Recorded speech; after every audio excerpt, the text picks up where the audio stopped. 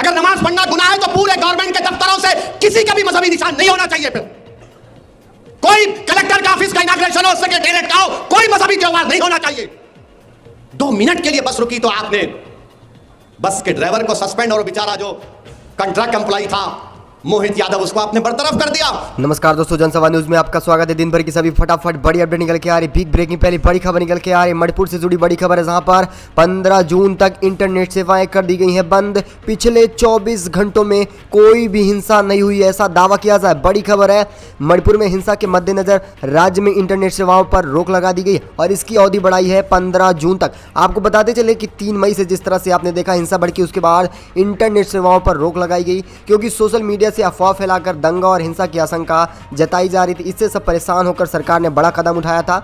वहीं मणिपुर को पूरी तरह से हिंसा से मुक्त करने के लिए लगातार कोशिश की जा रही है, लेकिन आपने देखा कि सारे प्रयास पूरी तरह से बेनतीजे साबित होते नजर आ रहे हैं। वहीं राज्य सरकार के मुताबिक एक बार फिर दावा किया जा रहा है कि पिछले 24 घंटों में एक बार भी अप्रिय घटना नहीं हुई। अब दरअसल आप इसे किस तरह से देख रहे हैं, क्या खबरों को छिपाया जा रहा है? क्योंकि वही देखा जाए 3 मई से मणिपुर में इंटरनेट सेवाओं को बंद कर दिया गया है। कोई लोकल आदमी वहां की खबर पब्लिश तक नहीं कर पा रहा। आखिर राज्य में क्या कुछ है, केवल और केवल गोदी मीडिया द्वारा खबरों को फैलाया जा रहा है। आप इसे किस तरह से देखते हैं, मेरा कमेंट के माध्यम से जरूर दीजिएगा।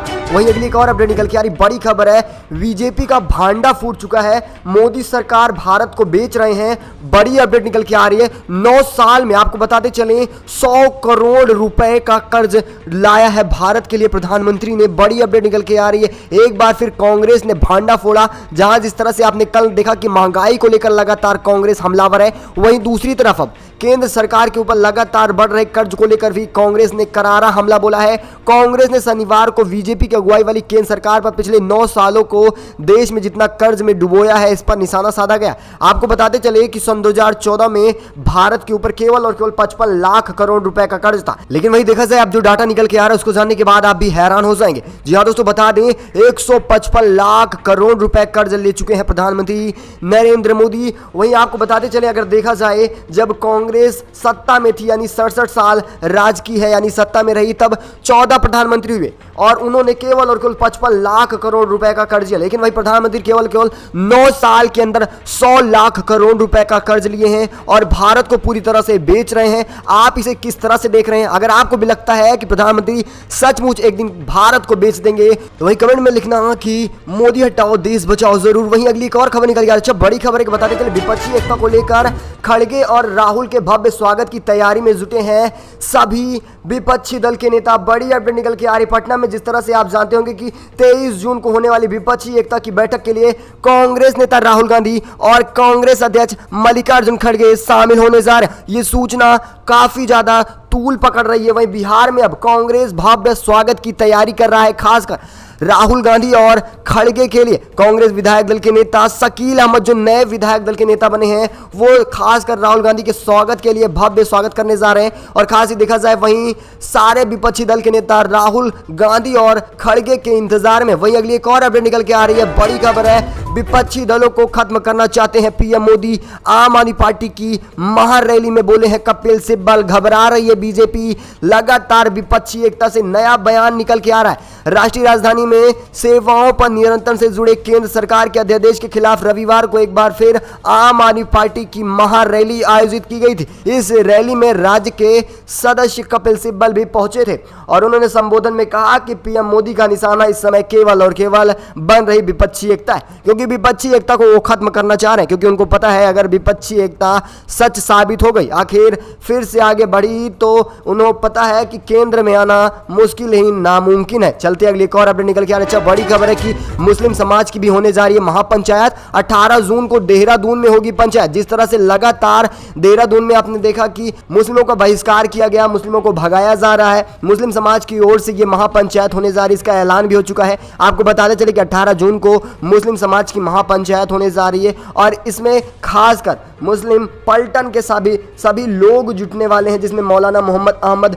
काजी भी रहने वाले हैं। अच्छा, वही देखा जाए तो महापंचायत रैली की वजह केवल और केवल मुस्लिमों के पलायन और उत्पीड़न के खिलाफ होने जा रही है, क्योंकि देहरादून में जिस तरह से विकासनगर, हरिद्वार, रुड़की और देखा जाए हल्द्वानी और खासकर उत्तर काशी में जिस तरह से मुस्लिमों के ऊपर अत्याचार हुआ, उन्हें पलायन करने पर मजबूर किया गया, दुकानें खाली कराई गई, ये केवल और केवल लोकतंत्र और संविधान के विरुद्ध रहा। यही वजह है कि मुस्लिम समाज महापंचायत करने जा रही। अच्छा, वही एक और खबर निकल के आ रही है कि पहलवान डरने वाले नहीं है जब तक बृजभूषण की गिरफ्तारी नहीं हो रही है।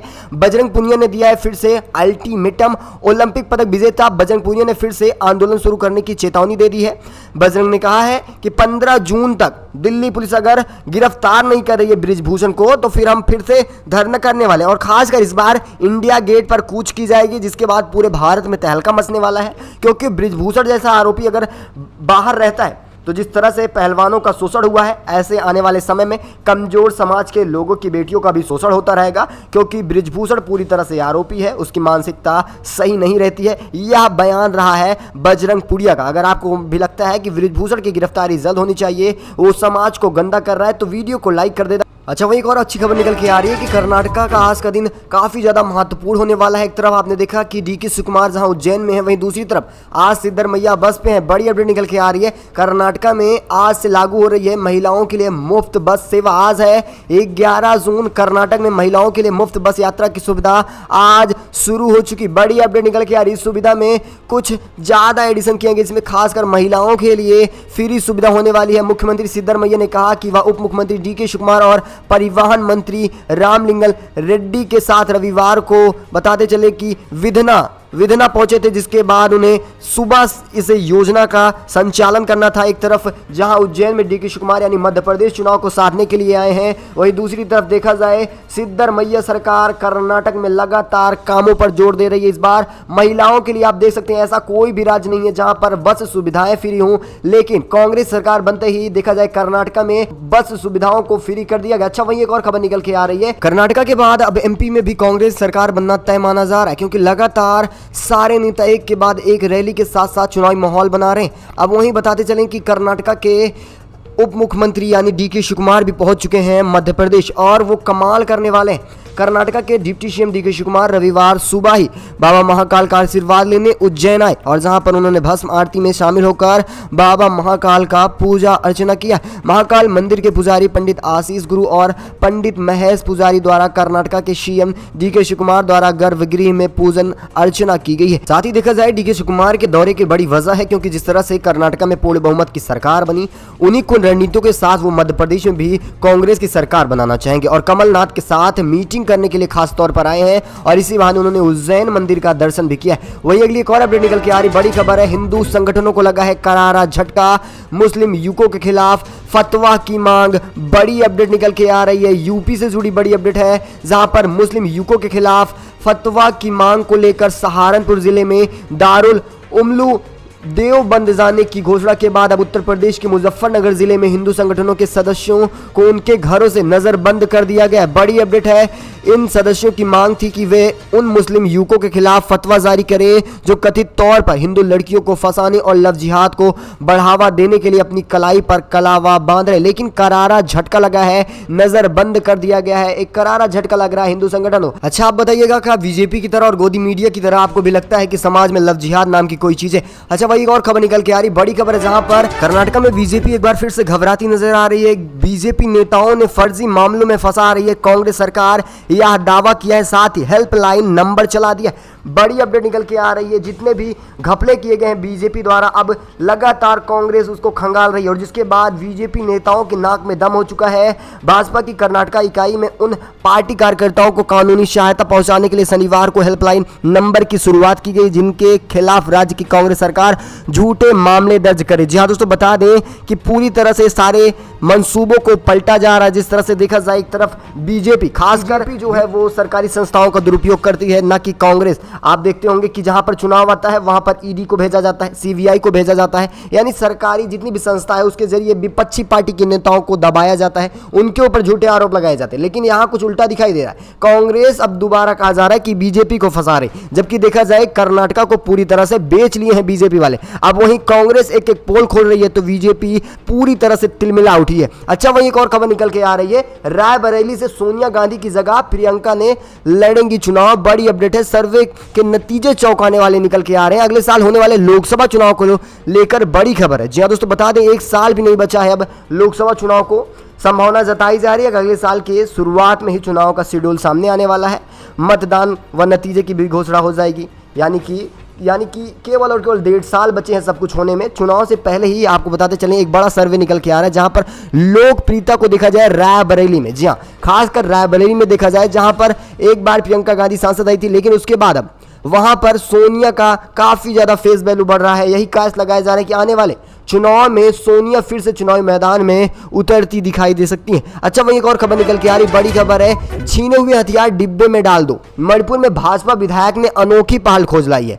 यानी कि मणिपुर में जितने भी हथियार चुराए गए हैं, यानी जितने भी गोले बारूद पूरे झड़प किए गए हैं, उन्हें फिर उस बॉक्स में डाल दिया जाए जिसे बीजेपी विधायक ने लगाया है। यानी कि कोई आतंकी है जो हथियारों को चुराया है, वो कोई भी हथियार किसी बॉक्स में क्यों डालेगा। लेकिन देखिए किस तरह से जनता को बरगलाने के लिए बीजेपी तरह तरह के नुस्खे खोज के लाती है, और ये केवल और केवल जनता को दिखाना चाह रही है कि हम काम कर रहे हैं। अगर देखा जाए, हिंसा को कम करने और शांति बहाल करने के लिए बीजेपी किसी भी तरह का काम नहीं कर रही। मणिपुर में देखा जाए तो 3 मई से हिंसा भड़की है। अब तक हर रोज किसी न किसी की मौतें हो रही हैं, लेकिन खबरों को जहां दबाया जा रहा है, वहीं अब नई खबर निकल के आ रही है कि छीने हुए हथियार को डिब्बे में डाल दो। अब ये नई पहल आपको कैसे लग रही है, अपनी राय जरूर दीजिएगा। अच्छा, वहीं एक और खबर निकल के आ रही है कि जीवा हत्याकांड को लेकर वारदात की जगह से 1 किलोमीटर दायरे पर फिर से सीसीटीवी कैमरा मिला है। यानी कि शूटर की पहचान होना तय है, यानी उसके साथ और कौन कौन रहे हैं, सारी चीजें निकल के आने वाली हैं। पुरानी हाईकोर्ट बिल्डिंग में एक सीसीटीवी कैमरा लगा था जिसमें जीवा की हत्या से जुड़े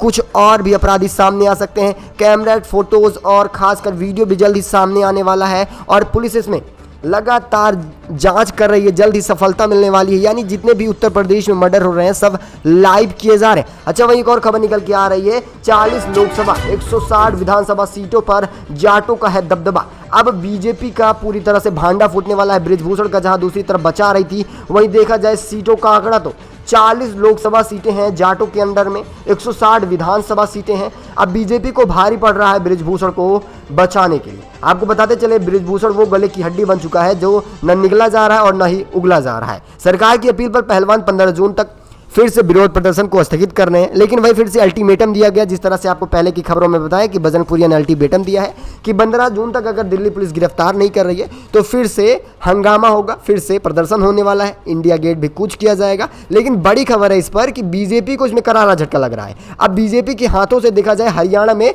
40 लोकसभा सीटें और खासकर 160 विधानसभा सीटें जाने वाली, और खासकर वहीं फूट भी देखने को मिल रही है बीजेपी और जेजेपी में। आप इन सबको किस तरह से देखते हैं, अपनी राय कमेंट के माध्यम से जरूर दीजिएगा। अच्छा, वहीं एक और खबर निकल के आ रही, विवादित फिल्म अजमेर 92 को लेकर अजमेर दरगाह के चिश्ती का बयान सामने निकल के आ रहा है। अजमेर शरीफ दरगाह के चिश्ती का बड़ा बयान सामने आया। उन्होंने कहा कि लड़कियां वो चीज हैं जो बड़े से बड़े आदमी को फिसला सकती हैं। उन्होंने कहा कि इंसान सिर्फ पैसों या संस्कारों की वजह से भ्रष्ट नहीं हो सकता है। लड़की एक ऐसी चीज है जो बड़े से बड़े इंसान को गुमराह कर सकती है, यानी पूरी तरह से बर्बाद कर सकती है। अच्छा, वहीं एक और अपडेट निकल के आ रही है कि प्रियंका गांधी एमपी चुनाव में फिर से साधना चाहेंगी सीटों को। एक बार फिर यूपी छोड़ मध्य प्रदेश में चुनावी दांव आजमाने के लिए आ चुकी हैं प्रियंका गांधी। हिमाचल प्रदेश और कर्नाटका के विधानसभा चुनाव में जीत हासिल करने के बाद अब प्रियंका गांधी के भी हौसले तेज रह रहे हैं। वही खासकर देखा जाए, कांग्रेस भी बुलंदियां छूने लगा है, क्योंकि जिस तरह से राहुल गांधी ने अमेरिका में प्यार बटोरा, इसके बाद भाजपाइयों के अंदर खलबली मची है। इसी शुरुआती साल के आखिरी में 5 राज्यों में विधानसभा चुनाव होने वाले हैं, जैसे कि मध्य प्रदेश, राजस्थान, छत्तीसगढ़। इन सब राज्यों में विधानसभा चुनाव है। इन सभी राज्यों में देखा जाए तो खूब प्रचार करने वाली है कांग्रेस और खासकर बीजेपी भी। लेकिन कांग्रेस में सबसे बड़ा चेहरा प्रियंका गांधी का रहने वाला है, क्योंकि जिस तरह से कर्नाटका में प्रियंका गांधी की फेस वैल्यू रही, जिसके बाद पूर्ण बहुमत के साथ कांग्रेस सरकार बनी, यही वजह है कि मध्य प्रदेश में अभी से दौरा करने और रैलियां करने आ चुकी हैं प्रियंका गांधी। अच्छा, वहीं एक और खबर निकल के आ रही है, बड़ी खबर, जैसा कि आपको 2 दिन पहले बताया था कि हाईवे पर बस रुकवाकर नमाज पढ़ी गई थी, जिसमें ड्राइवर और खासकर देखा जाए कंडक्टर को बर्खास्त कर दिया गया था। अब इसमें बड़ी अपडेट निकल के आ रही है कि इस पे ओवैसी की प्रतिक्रिया सामने आई है।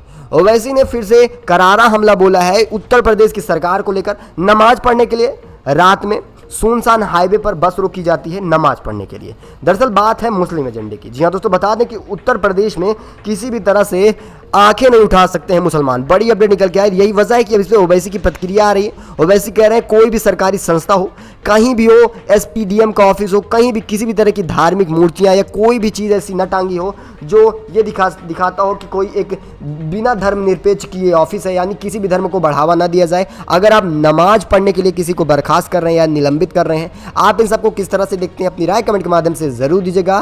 क्या यूपी सरकार को ड्राइवर और परिचालक को बर्खास्त नहीं करना था? अपनी राय जरूर दीजिएगा और खासकर बताइएगा मध्य प्रदेश में किसकी सरकार बनने वाली है। अगर आपको भी लगता है कि आने वाले समय में पूरे देश भर में कांग्रेस का दबदबा होने वाला है, राहुल गांधी भावी प्रधानमंत्री रहने वाले हैं, तो कमेंट में लिखिएगा जय हिंद जय भारत।